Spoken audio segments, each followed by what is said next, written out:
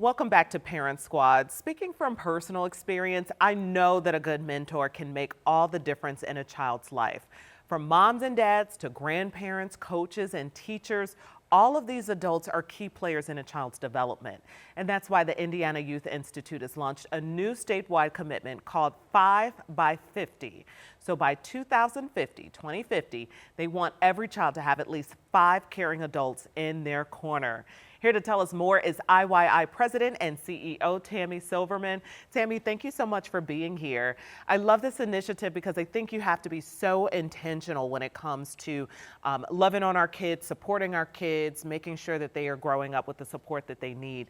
How did this initiative come about? Right, it's exactly that idea that we can do it, and parents do, and we hope that part of these 5 really are those family members, but also asking who else can be part of that supporting network, and who's that right mix for each developmental age of a child's life. So who those 5 are when you have a little one, right? Maybe mostly family members or neighbors or the caregiver or whoever's at daycare with them or preschool. As they start to age older, they're going to look outside your family for some of those supports, and that's important too, and they're going to learn something different. So again, making sure that there are at least 5 caring adults. We know that when kids do have that network, their success rates go up in so many areas. Oh my goodness. Some of the best advice I feel like I've gotten as far as being a parent of a young child was making sure, they said, make sure your children know your friends now, and don't try to wait till they get age 16 and then you want them to talk to one of your friends about a 16-year-old problem. Like, build those relationships now so that when the time comes, they already have these trusted adults in place. I thought that was fantastic advice to a new young parent. Like, facilitate these relationships now.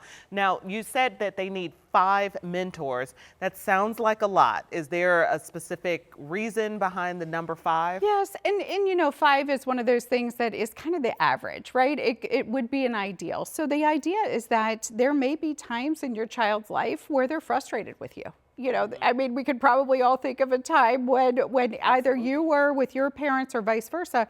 So they need to have that group that they can step outside and really say, okay, I'm frustrated with you, but maybe I'm close with one of my mom's friends. Yes. Maybe I can go to her for advice. Maybe I can go to an aunt or a neighbor or again, somebody that's a troop leader or a faith group leader or whoever those folks are.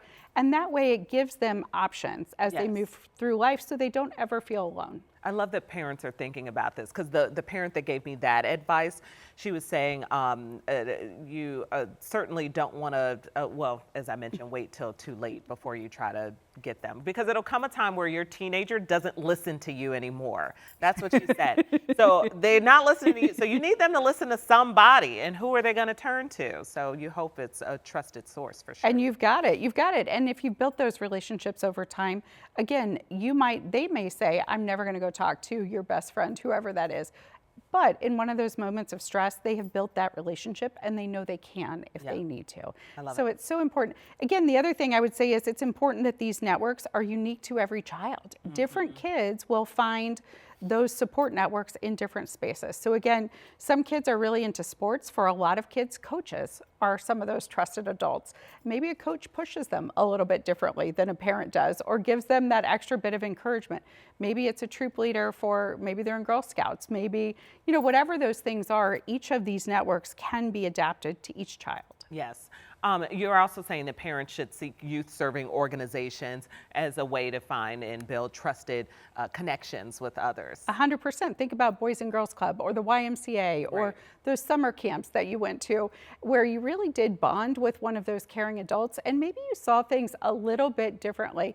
Again, we think about this sometimes. My daughter was really into dance and ballet, and she had different instructors, and in fact they had them move over time because they said kids need to learn to take instructions from different types of people. That's true. I mean, look at your life. I mean, you don't just get to work with the people that you love. It's true. That you have chemistry with. You have to work with everybody. You have to work with everybody, and building those relationships. And again, figuring out that you can do that, and that it's not just about who you like most or who you like in that moment, but really, how do I work in a network? How do I live in a community? And helping kids build that community around them, again, reaps all kinds of benefits for their academic success as well as their mental well-being. Yes, and then how can we as parents make sure that we're in that group of trusted five? We want to be one of the main people, hopefully. Of course, and many times families are. Again, start by being consistent, right? And you're always there for your child, and you acknowledge that you're part of their network, you're not their sole network. And encourage that and be comfortable with that, and let them know that there may be things they are more comfortable talking to somebody else about, and that's okay, as long as they know that you're always there for them. Yeah, and I love what you're saying, to just kind of be open-minded, because we have to remember that our children, and this looks different for different age ranges, but they're growing into their own person and becoming their own individual, and you might not be the person that they 100% vibe with. That doesn't mean that they don't love you or they don't care about you, but they might just have a different kind of personality where they're able to get more from someone else, depending. So. And it may be a phase that they're in at that very moment. So just write it out and be consistent and keep showing up for them. And again, kids know when they have that caring, supportive network. So it's up to us to make sure we're facilitating that, again, at various stages in their lives. I think that's what matters most, is just them knowing that they are loved and they are supported, and hopefully by a number of people. Thank you so much for being here. My pleasure. All things for you to be intentional about and to talk to your kids about and to implement in your own home. If you would like to learn more about the Indiana Youth Institute, you can head to our website, WTHR.com/Parent Squad, to get all the deets. Thanks.